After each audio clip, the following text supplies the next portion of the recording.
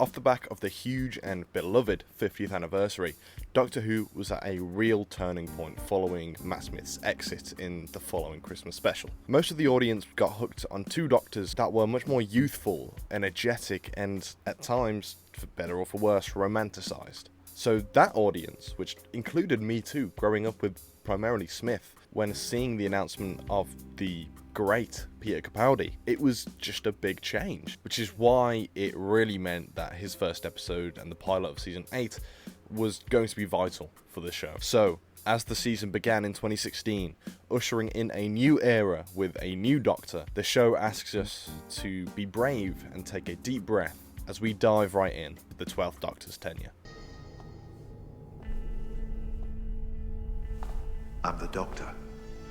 I've lived for over 2,000 years, and not all of them were good. The opening is pure cinematic chaos, a T-Rex appearing in the middle of Victorian London, throwing up the TARDIS which lands in the palms of the Paternoster gang, and this being one of their favourite appearances for me. They don't overstay their welcome, as I unfortunately feel like they do in a lot of other episodes, and the Doctor immediately brings such insanity and confusion, most of all that falls onto Clara. The opening overall creates a great sense of anxiousness and uncertainty about what's to come. A brilliant decision, as Moffat knew that's exactly how the majority of the fanbase would be feeling. This new face, this entirely different vibe and tone, Capaldi nails every aspect with ease. So over-exaggerated at times, and really portrays a man in total crisis of himself. This continues to Vastra's house, where he gets sent to sleep with this goofy-ass sound effect.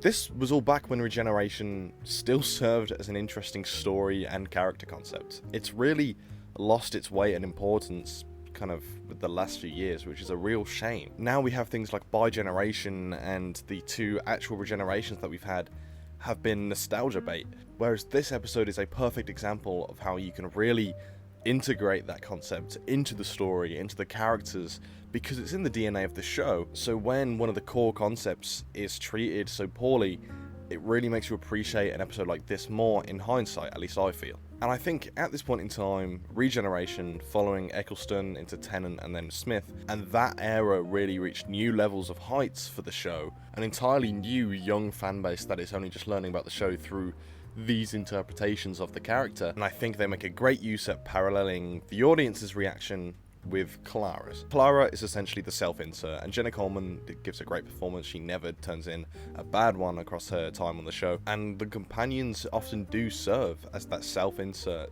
for us to learn all the information as they learn it. But I think this is the most unique kind of twist on that. Moffat being able to predict the fan reaction to this new casting and this change, and shifting the show with the casting, was expert and an incredible vision from him. Despite how much Clara has seen with the Doctor, including his own lives and faces, the only one she really knew was 11, and I think her understanding was Regeneration acting as more of a rejuvenation, expecting the Doctor to be healed and younger and sprier than ever. Even though it's not intentional, the judgment is clear. What do we do? How do we fix him?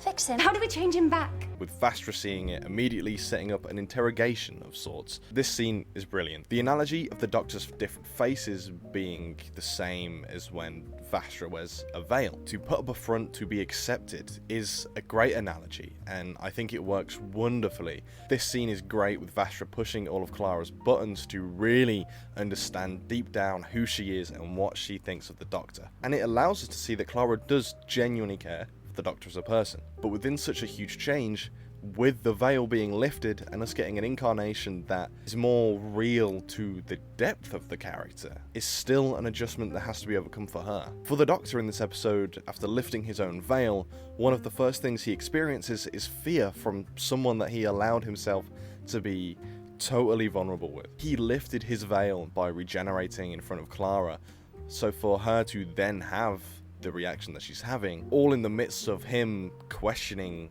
himself, his personality, his entire life, one of the first things he sees with this new face is not only judgment and fear from someone that he wanted to be totally vulnerable with, but also death when we see the T-Rex burnt to death in the middle of London. One of the first things he sees with this new pair of eyes is death and hatred, and the reaction is understandable rage. He is born into these big showcases of hate and fear, and this entire episode is deeply affecting for the Doctor, which is why I also think the next episode being focused on Daleks and raises the question for the first time, am I a good man, worked extremely well. Everything in this episode is staged to force the Doctor to look inwards to himself, and in the long term, where it's revealed that Missy was actually subtly influencing multiple events across this episode and the whole tenure, works incredibly well when we get to that reveal and then on rewatches, because the Master has also always been a direct mirror to the Doctor, a Time Lord, and two people that were best friends but fell down completely different paths. The Master is the Doctor unchecked and power hungry. For as much as he wanted Missy to be like him and good, she always wanted him to be just like her, and that's exactly what Missy is working on, trying to turn those gears in the background. The antagonists of this episode are good in isolation as well as serving this purpose. First of all, just extremely creepy and well designed. Half human, half steampunk machine cyborg goes hand in hand with the Victorian setting and are incredibly intimidating. At the end of the episode, the Doctor and the lead clockwork cyborg, the Controller, have a direct conversation about their similarities. The Doctor identifies how much the robots have been taking and rebuilding themselves with human body parts, but now to the point there's more human than machine left, paralleling the Doctor's many faces. This comes to a head when the Doctor is forced to potentially take his life in an effort to save everyone down below. After so many years and different lifetimes full of regrets, the Doctor does have to recognize his darkness. Going through so much change, doing so much, going through so many different faces, so many different events. Now, is he really the same person that left Gallifrey all those years ago? Or has he grown into something more? The fear that so many of us have within ourselves, worrying that we're going to become worse or fall down a dark path, so much to a point where we don't recognize ourselves. It's a very real concern for so many people. What if we change so much over our life that there's no resemblance to who we once were? It's a scary thought. You take a broom, you replace the handle, and then later you replace the brush. And you do that over and over again. Is it still the same broom? Answer, no, of course it isn't. And one of my favourite parts about this confrontation, talking about the idea of having to take the life of this cyborg. The Doctor concludes the only way out of this situation is with his death, as he's also the control node for all the other droids. Of course, the Controller isn't particularly fond on the idea of killing himself, claiming self-destruction is against his basic programming, as the Doctor argues that killing is against his. It's a great climactic battle of mindsets, as well as bringing round the character study on the Doctor. When push comes to shove and the lives of his loved ones and the world are at stake, what will he do to protect them? And we've seen that before. We know he will go a very long way. The Doctor makes sure that the Controller knows this, which is when he says that he must understand that one of them is lying about their basic programming. And then the next shot we see is the pierced body of the Controller, with the Doctor directly looking into the camera, leaving it up to interpretation whether he fell or whether he was pushed. Did he push you out of that thing, or did you fall?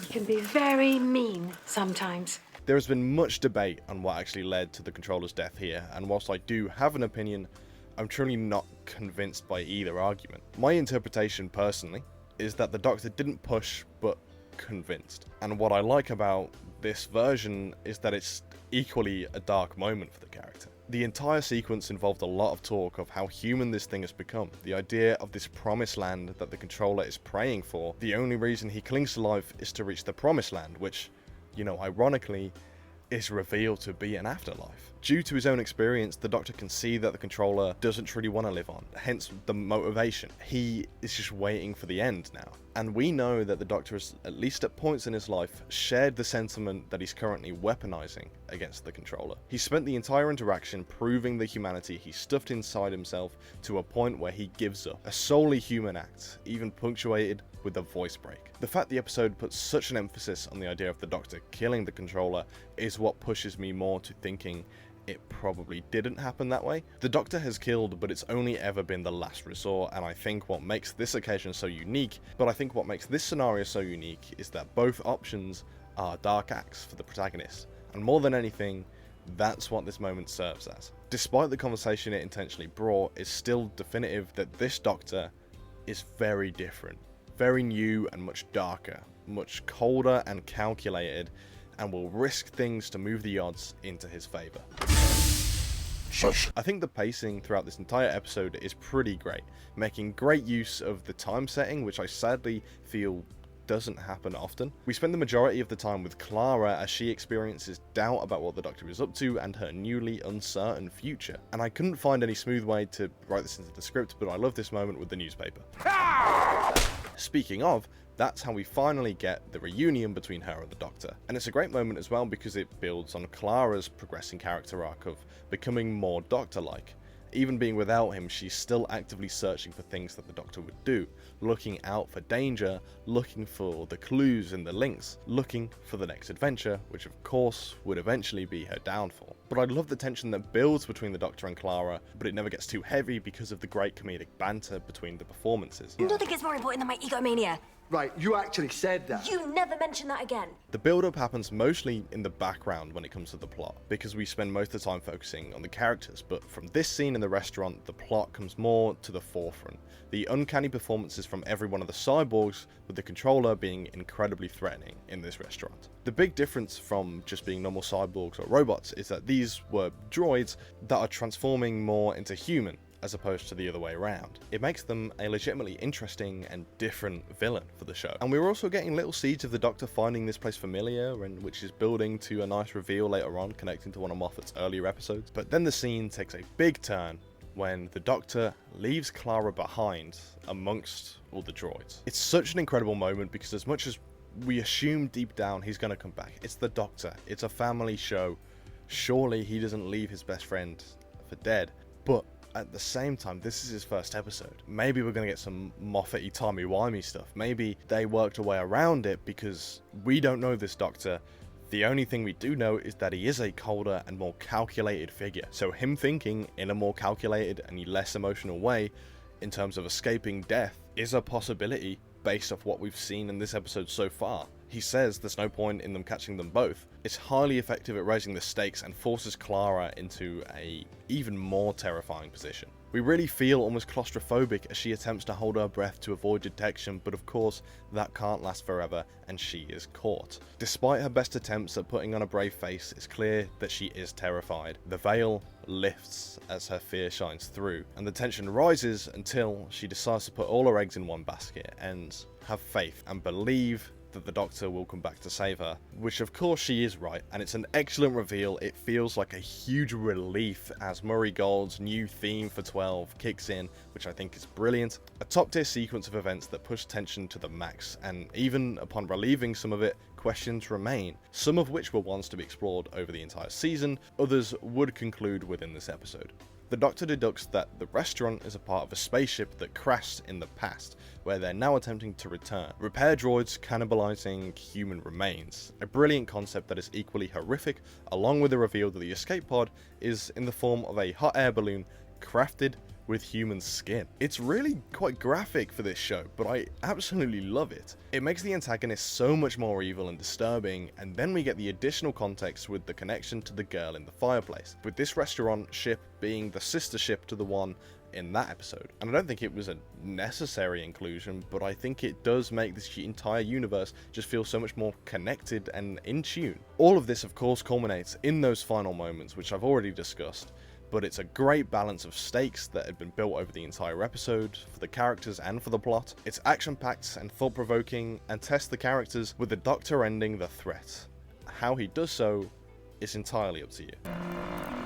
The Doctor returns to collect Clara in the hopes of travelling on, with a shiny new TARDIS that I think is a huge improvement on Smith's variation, and an upfront conversation about the true nature of himself. The lines about the Doctor and Clara's borderline romantic relationship are really touching and emotional. Clara, I'm not your boyfriend. I never thought you were. I never said it was your mistake. The episode has been all about the different layers to people and how they change through their lives, for better or for worse. The Doctor has a human face, and whilst in truth being centuries old, even he can get lost in the dream of being a human. It's an aspect of the character we've seen before and is often explored, but this might just be my favourite interpretation. The Doctor allowed himself to be exposed with Clara, and with that triggered doubt within her, which is why he chooses to be upfront. He allowed her in the presence of himself at his most vulnerable, which has continued here. This Doctor is one with the traits that many others have had beneath the surface, whereas they're much more at the forefront with this face. His age is much more visible, not just due to having an older actor, but in his approach, in his dialogue. His personality is less clouded by attempts to fit in, and with this huge change in himself, and his hope is that the person who was there with him through that huge change, through that frightening moment, will help him re-find himself, help him come to terms with himself. But despite the explanation, and even the new understanding of a third party attempting to keep these two together, Clara is still uncertain, leaving the Doctor in despair, threatened with isolation and forced into reckoning with his dark sides alone. And most frightening, an emotion we all feel, the fear of truly not being really seen deep down, past the faces that the Doctor puts on. One of his greatest fears is his friends only seeing that face and not seeing him for who he really is. And when that's come out more, Clara is on the brink of leaving him. And so this is when Clara and the audience get a phone call. I remember this moment so vividly. Hearing Smith's voice over the phone as a young me is being unsure about what I thought of the episode, what I think of this new Doctor, feeling all the same emotions that Clara was. So this moment comes as both comforting and reassuring. It's meta in a relatively subtle way, yet affecting and so heartbreaking. People change, and that can be hard. Who you are changes constantly, and what you are is our core. And Eleven's phone call here allows Clara to see this is the Doctor. The original, you might say. And this concludes a excellent pilot for a new era of the show, which is potentially my favourite. I was really mixed on it as a kid. I was about 10, 11 when season 8 came out, and so I was very much in the crowd that was expecting a younger, more Tennant and Smith-esque version of the Doctor, and I feel like an idiot when I look back now, as I approach fucking 21 years of age, and consider Capaldi my go-to choice as my favourite Doctor. His 3-season run. I think he's incredible. I think Jenna Coleman as Clara is incredible, and I think this was an incredible foresight of an episode from Stephen Moffat, and it all comes together just so perfectly, and it all comes down to Moffat and Capaldi knowing the fears and anxiousness that the audience are going to have coming into this new era, new tone, new face, but asking you nonetheless to take a deep breath